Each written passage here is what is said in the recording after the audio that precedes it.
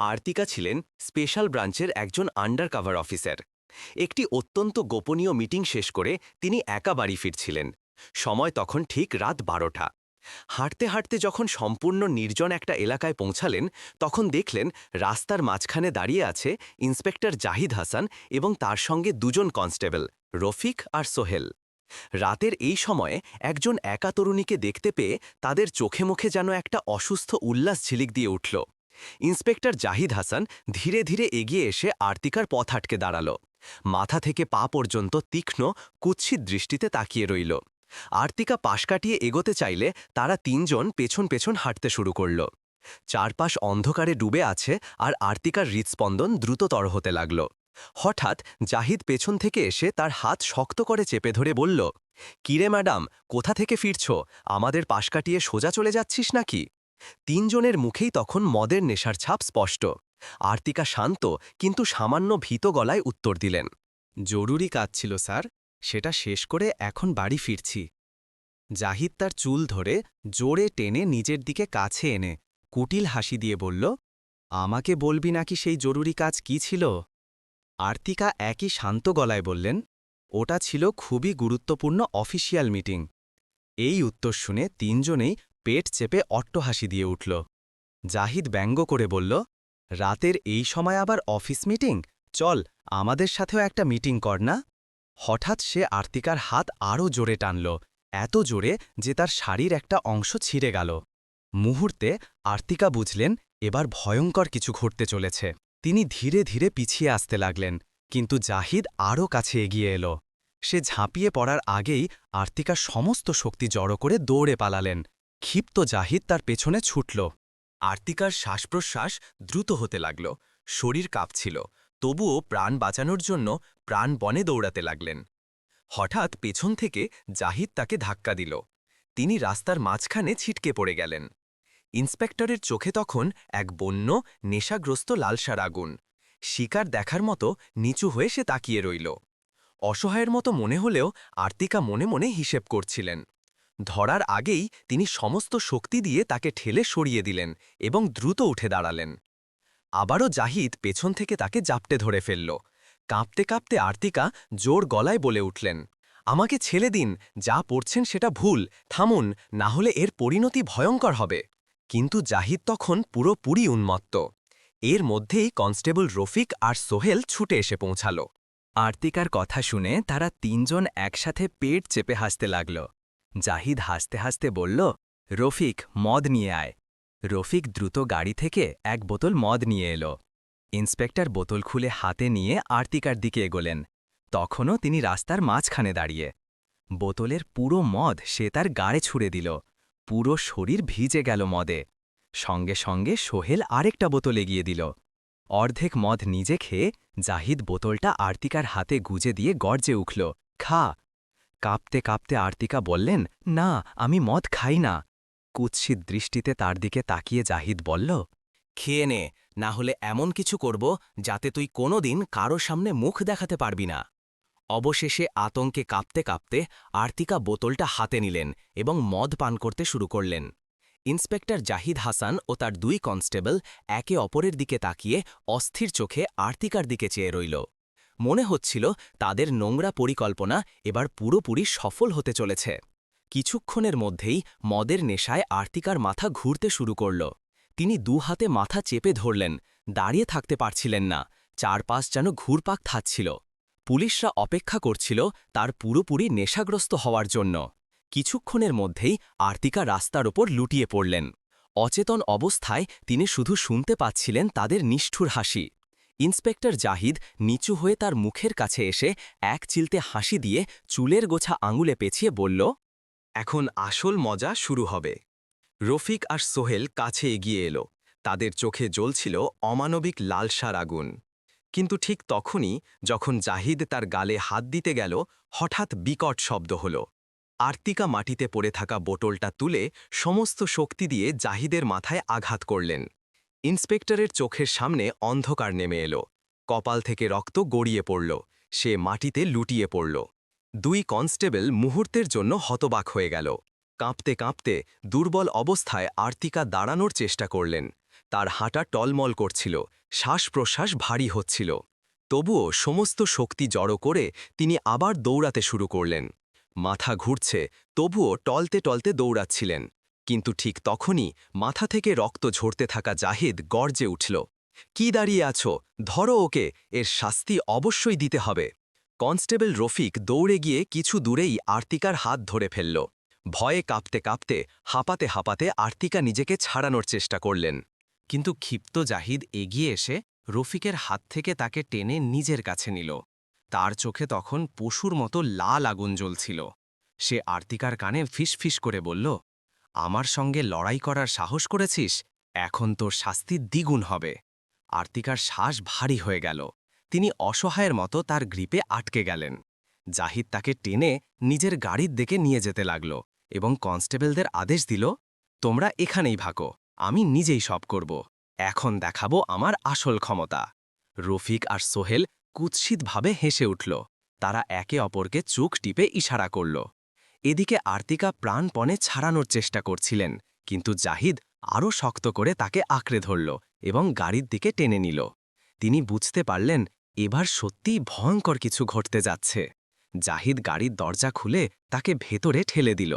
শেষ প্রহরের অন্ধকার রাতে এখন গাড়ির ভেতরে এক তরুণী অফিসার বন্দী হল এক দানবের হাতে। দরজা বন্ধ করে নিজেও ভেতরে ঢুকল জাহিদ। তার চোখে বন্য লালসা, নিঃশ্বাসে মদের দুর্গন্ধ। সে আর্তিকার চিবুক শক্ত করে ধরে গর্জে উঠল, এবার দেখি তোর অহংকার কোথায় যায়। তুই আমাকে সবার সামনে অপমান করেছিস, কিন্তু এখন তোর চিৎকারই হবে আমার বিজয়। আর্তিকার চোখ জলে ভরে উঠল, ঠোঁট কাঁপছিল। তিনি গাড়ির কোণে সরে বসে পড়লেন। জাহিদ ঝাঁপিয়ে পড়ার প্রস্তুতি নিচ্ছিল। ঠিক তখনই আর্তিকার চোখ পড়ল ড্যাশবোর্ডে রাখা একটা ভারী টর্চের ওপর। জাহিদ তার মুখ ছুতে ঝুঁকতেই আর্তিকা হঠাৎ সমস্ত শক্তি জড়ো করে সেই টর্চ তুলে তার মাথায় আঘাত করলেন। বিকট চিৎকার দিয়ে জাহিদ পিছিয়ে গেল, মুখ রক্তে ভেসে গেল। এক মুহূর্ত নষ্ট না করে আর্তিকা দরজা খুলে খালি পায়ে দৌড়ে বেরিয়ে গেলেন রাস্তায়। ক্ষিপ্ত জাহিদ গালাগালি করতে করতে উন্মাদের মতো তার পেছনে ধামা করল। আর্তিকার শ্বাস-প্রশ্বাস ভারী হচ্ছিল, পা ক্ষতবিক্ষত, তবুও প্রাণপণে দৌড়াচ্ছিলেন। পেছন থেকে জাহিদের ভয়ঙ্কর কণ্ঠস্বর রাতের নিস্তব্ধতা কাঁপিয়ে তুলল। দৌড়া যত খুশি, কিন্তু আজ তুই আমার হাত থেকে রেহাই পাবি না। আর্তিকা মরিয়া হয়ে চারপাশে তাকালেন। হঠাৎ রাস্তার পাশে একটা ভাঙাচোরা পুরনো গেট চোখে পড়ল। গেটটা আধখানা খোলা, মনে হচ্ছিল কোনো পরিত্যক্ত ফ্যাক্টরি। দ্বিতীয়বার ভাবলেন না, কাঁপতে কাঁপতে ভেতরে ঢুকে গেলেন। ভেতরে মরচে ধরা মেশিন ছড়ানো ছিটানো। হাঁপাতে হাঁপাতে আর্তিকা একটা মেশিনের আড়ালে গিয়ে লুকালেন। ঠোঁট কামড়ে নিঃশ্বাস চেপে রাখলেন। তার হৃৎস্পন্দন এত জোরে হচ্ছিল যে নিস্তব্ধ রাত আরও ভয়ঙ্কর লাগছিল। মুহূর্তের মধ্যে গেট ধাক্কা মেরে খুলে গেল। জাহিদ ভেতরে ঢুকল। তার পায়ের শব্দ ফ্যাক্টরির ভেতরে প্রতিধ্বনি তুলল। কোথায় লুকিয়েছিস? হুমকি মিশ্রিত কণ্ঠ দেওয়ালে ধাক্কা খেয়ে প্রতিধ্বনি হল। আর্তিকা নিঃশ্বাস চেপে নীরবে বসে রইলেন। জাহিদ ধীরে ধীরে এগোতে লাগল। চারদিকে নজর বোলাচ্ছিল। মাটিতে পড়ে থাকা মরচে ধাবা লোহার রড তুলে নিল এবং টেনে টেনে মাটিতে ঘষতে লাগল। সেই কর্কশ শব্দ নিস্তব্ধতাকে ভরিয়ে দিল। হঠাৎ ভেতর থেকে সামান্য শব্দ হল। জাহিদ কুটিল হেসে উঠল। তুই পালাতে পারবি না, এই অন্ধকারই তোকে শেষ করে দেবে। আর্তিকার কপাল থেকে ঘাম ঝরতে লাগল। ঠিক তখনই জাহিদের চোখ পড়ল সেই কোণে, যেখানে তিনি লুকিয়েছিলেন। নিঃশব্দে মেশিন ঘুরে পিছন থেকে এসে হঠাৎ তার কোমর জড়িয়ে ধরল। আর্তিকার হৃৎস্পন্দন তীব্র হয়ে উঠল। তিনি স্থির হয়ে গেলেন, জেনে গেলেন শত্রু এখন একেবারে পেছনে। মুখটা খানিকটা ঘুরিয়ে ফিসফিস করে বললেন, দেখো, যা করছো সেটা ভুল। এর পরিণাম খুব খারাপ হবে তোমার জন্য। আইন তোমাকে শাস্তি দেবে। কিন্তু জাহিদ উপহাস করে হেসে উঠল। বোকা মেয়ে, এখনো ভাবছিস আমি তোকে ছেড়ে দেব? আমি একজন ইন্সপেক্টর। আইন মানে সেই যা আমি বলি। আর এখানে নির্জন জায়গায় তোর চিৎকার শোনার কেউ নেই। ভয়ে কাঁপলেও সাহস সঞ্চয় করে আর্তিকা হঠাৎ তাকে জোরে ধাক্কা দিয়ে সরিয়ে দিলেন এবং দৌড়ে ফ্যাক্টরি থেকে বেরিয়ে গেলেন। কিন্তু রাস্তায় পৌঁছেই সামনে দেখলেন রফিক আর সোহেল দাঁড়িয়ে আছে, মুখে কুৎসিত হাসি নিয়ে। তিনি ঘুরে অন্যদিকে দৌড়াতে গেলেন, আর ঠিক তখনই ওদিক থেকে এসে পড়ল ক্ষিপ্ত হাঁপাতে থাকা ইন্সপেক্টর জাহিদ হাসান। একদিকে 2 কনস্টেবল, আরেকদিকে প্রতিশোধের লালসায় পাগল জাহিদ। সব রাস্তা বন্ধ। ভয়ে কাঁপতে কাঁপতে আর্তিকা চোখ বন্ধ করে 2 হাত দিয়ে মুখ ঢেকে রাস্তার মাঝখানে বসে পড়লেন। জাহিদ জোরে বুট মারল মাটিতে, গর্জে উঠল, ওঠ, শান্তভাবে গাড়িতে গিয়ে শুয়ে পড়ো, না হলে এখানেই তোর শেষ করে দেব। আতঙ্কে হৃদকম্পন বেড়ে গেলেও ধীরে ধীরে হাত সরিয়ে কাঁপা কণ্ঠে আর্তিকা বললেন, দেখো, যা করছো সেটা ভুল, এর পরিণাম খুব খারাপ হবে তোমার জন্য, আইন তোমাকে শাস্তি দেবে। কিন্তু জাহিদের মুখে ব্যাঙের হাসি ফুটে উঠল। বীরত্বের গোজামিল দিচ্ছিস? আজ রাতে কিছুই তোকে বাঁচাতে পারবে না। সে হঠাৎ চিৎকার করে উঠল, রশি নিয়ে আয়। এক কনস্টেবল দৌড়ে গিয়ে গাড়ি থেকে রশি নিয়ে এলো। জাহিদ আদেশ দিল, এর হাত পা বেঁধে দে। সোহেল আর্তিকার পাশে বসে হাত পা বাঁধতে শুরু করল, কিন্তু আর্তিকা দ্রুত ভেবে নিলেন, যদি এখন বাধা দিই তাহলে আর কোনো রক্ষা নেই। তিনি হঠাৎ বলে উঠলেন, ঠিক আছে, যা চাইছো তাই করব, আমি রাজি। এই কথা শুনে ইন্সপেক্টর আর কনস্টেবলরা পেট চেপে হাসতে হাসতে গড়াগড়ি খেল।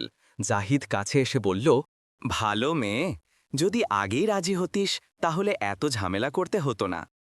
আর্তিকার মুখে শান্ত ভাব ফুটে উঠল, যেন সত্যি আত্মসমর্পণ করেছেন। কনস্টেবলরা খুশিতে হাসতে লাগল।